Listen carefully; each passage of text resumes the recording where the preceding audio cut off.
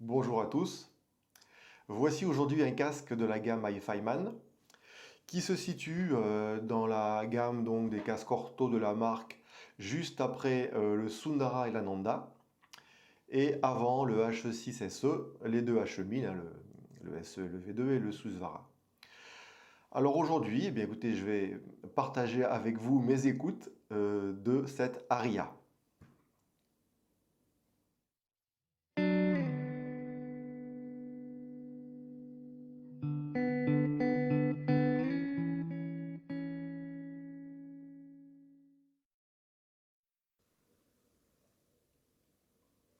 Voici cette Aria, qui est un casque complètement ouvert.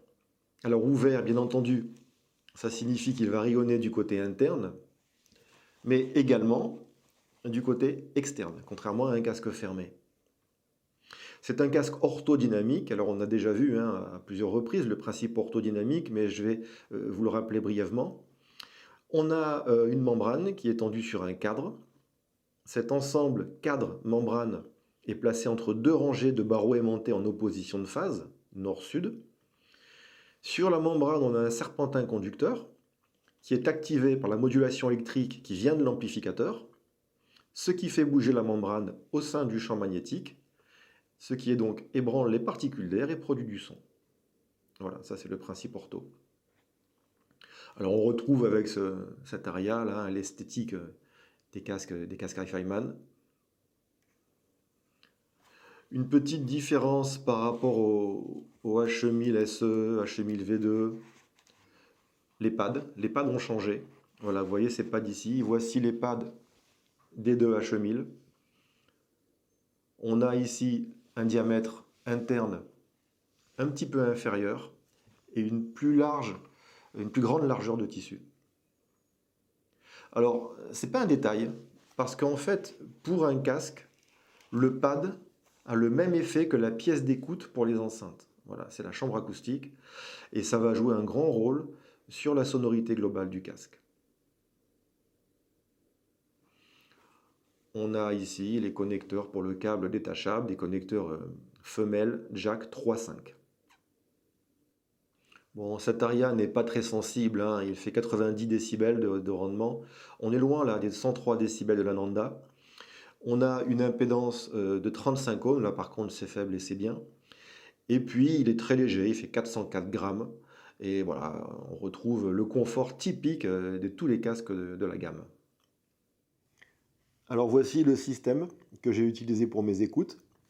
Le fameux petit NUC dont je vous ai souvent parlé, mais je crois même pas que je vous l'ai montré une fois. Donc voici, c'est ce petit boîtier Soudafil qui me permet de streamer Qobuz ou d'aller prendre mes fichiers stockés en interne sur SSD. Alors lui, il est commandé par ma tablette. En amplificateur DAC, j'ai choisi ce produit que j'ai depuis pas très longtemps au showroom qui est formidable. C'est le Questyle CMA12 Master. Il est branché, donc connecté en USB, à mon petit NUC, directement en USB. Voilà. Et puis, bien sûr, le casque HiFiMan Aria.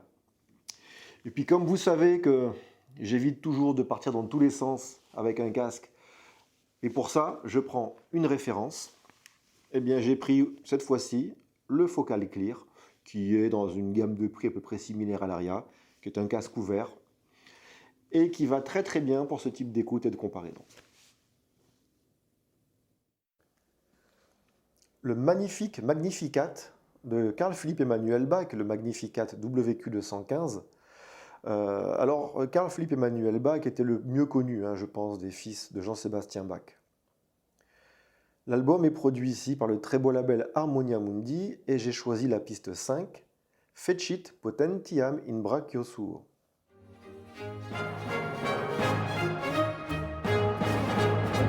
Fecit potentiam, fecit potentiam, fecit potentiam in brachio suo, potentiam, potentiam in brachio suo.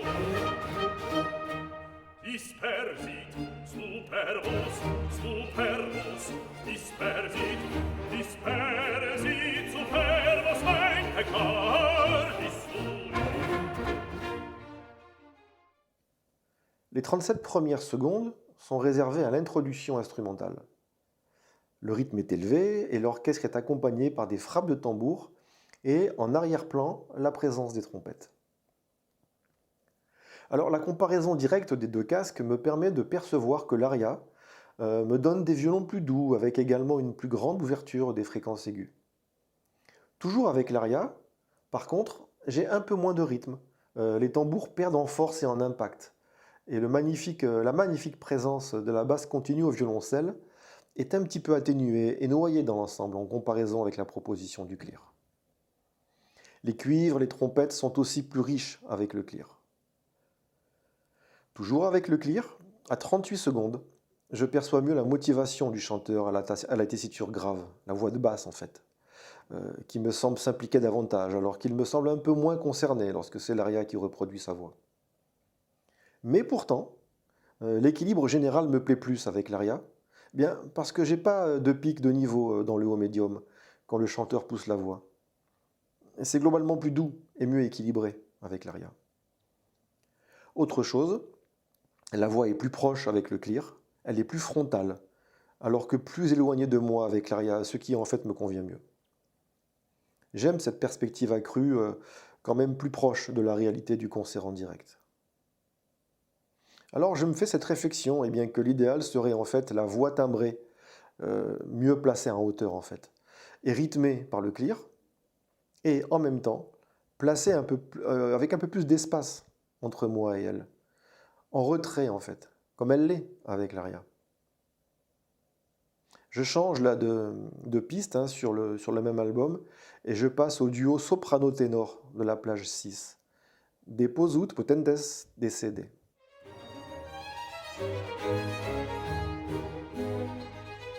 Deposuit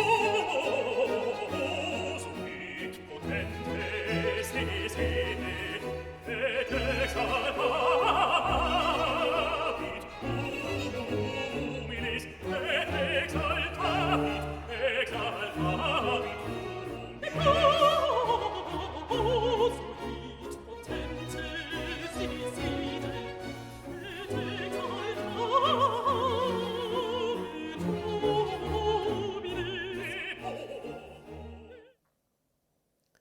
Ici encore, une très belle intro instrumentale de 27 secondes avant l'arrivée du ténor. Idem que sur la piste précédente, j'apprécie davantage la plus belle image de l'aria, même si la qualité de présence des voix est supérieure avec le clear. C'est vrai qu'avec lui, c'est globalement un peu plus transparent, un peu mieux détouré, mais sur les passages purement instrumentaux, je préfère la douceur avec la plus grande perspective de l'aria. Bon, et à l'arrivée, c'est quand même avec lui, l'aria, que je vis avec le plus d'intensité, c'est deux très belles plages musicales en fait. Daniel Melingo, alors c'est un auteur-compositeur-interprète argentin, et son album ici Corazón y Hueso.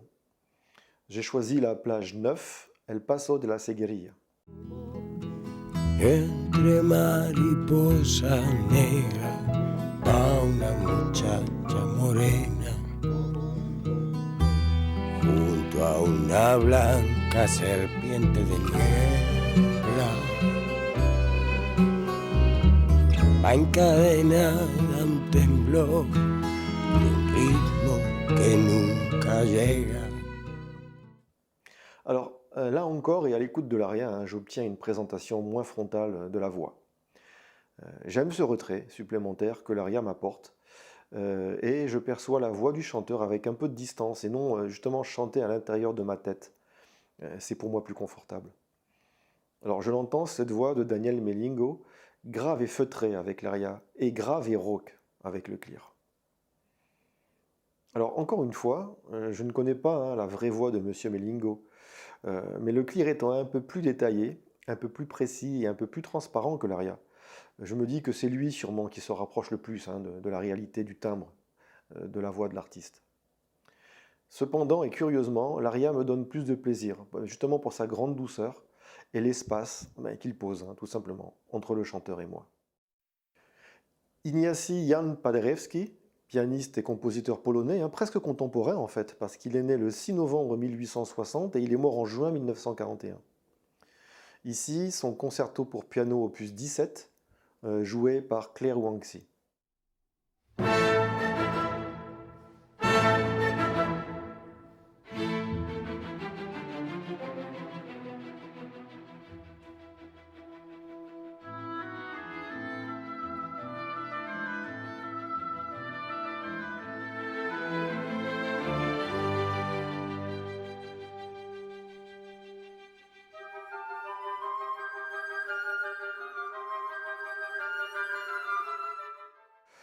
Alors, j'ai plus de vie ici avec le clear sur l'introduction du premier mouvement.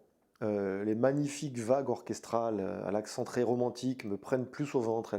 Elles génèrent en moi une émotion que je ne ressens pas précisément ici avec l'aria.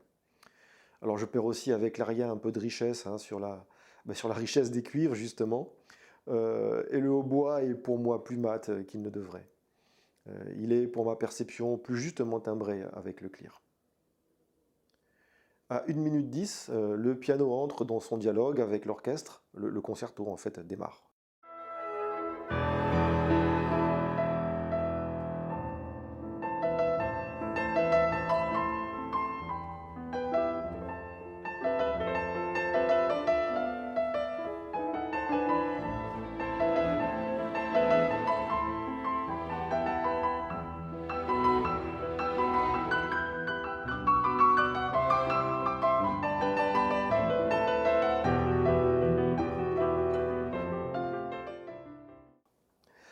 Euh, alors là, ça passe pas pour moi. Hein. En tout cas, avec l'aria, ça ne va pas. Le piano perd une part de son ampleur, je perds de la densité sur ces notes, je perds de l'épaisseur. Elles sont fluèdes, ces notes, avec l'aria. Leur résonance est estompée, comme si la table d'harmonie présentait quelques malfaçons. Ce n'est pas le cas du tout avec le clear. J'ai également avec lui plus d'ouverture sur ces notes de piano et également des attaques plus franches, plus de dynamique aussi. Alors ok, c'est toujours frontal avec le clear, j'ai la tête dans le piano, voilà. Mais en même temps, il sait tellement mieux insuffler la vie, il est tellement expressif, dynamique, l'écoute de ce très beau concerto est bien plus émotionnelle avec lui et du coup, même si, pardonnez-moi de me répéter, je regrette hein, vraiment son côté frontal, je sens en moi un plaisir décuplé à son écoute ici. Oui, la distance à la musique que l'aria me donne, et que j'avais apprécié hein, à l'écoute du Magnificat de Carl Philipp Emanuel Bach, ou à celle de la voix d'ailleurs de Daniel Melingo, eh bien ce retrait génère en moi, avec ce concerto, une impression opposée. Je décroche là, je ne m'implique pas, je ne ressens pas ce que j'entends, comme je le fais à l'écoute du clear. La musique du film La Planète Blanche, alors cette musique est écrite par Bruno Coulet. C'est un album que j'écoute fort, hein, enfin même plus fort que d'habitude. Et là, je mesure avec mon sonomètre une pointe de niveau à 80 décibels, à 0 minute 56.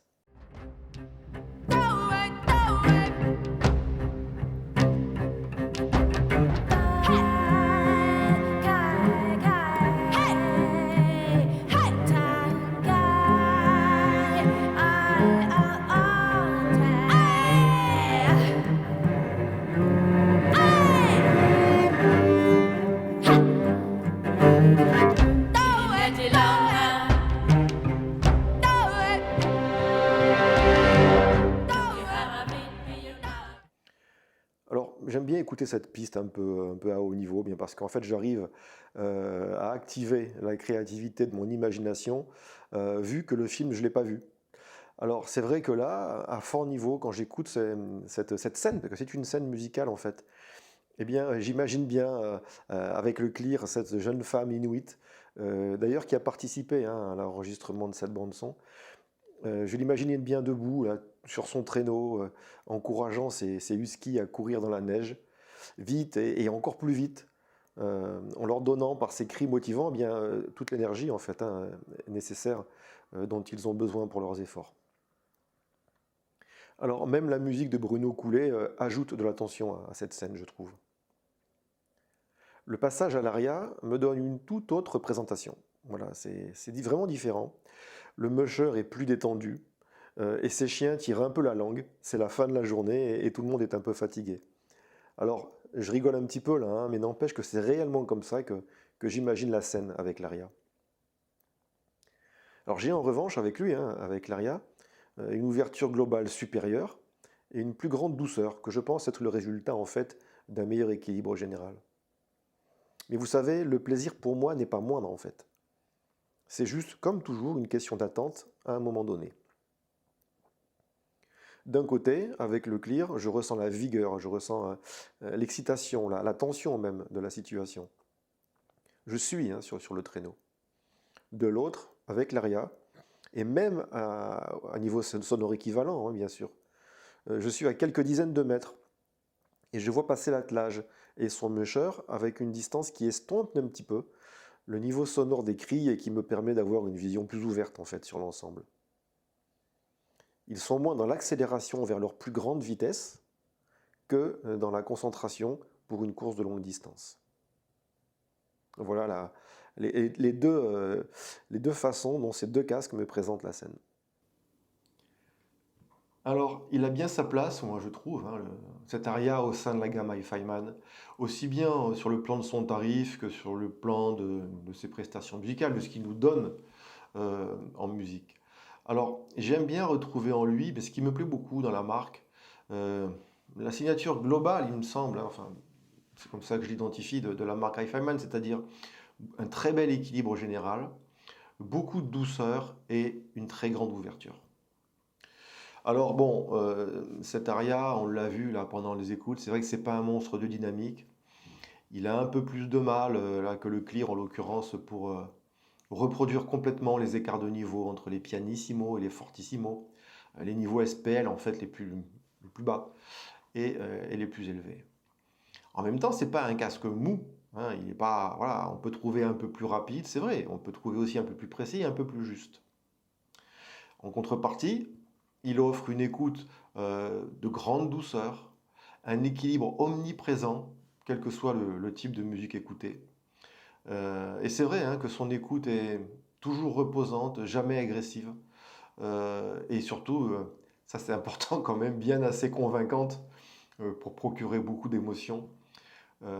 Surtout que son confort est exemplaire et qu'il concourt bien sûr hein, au très grand plaisir de son utilisation sur des périodes de longue durée.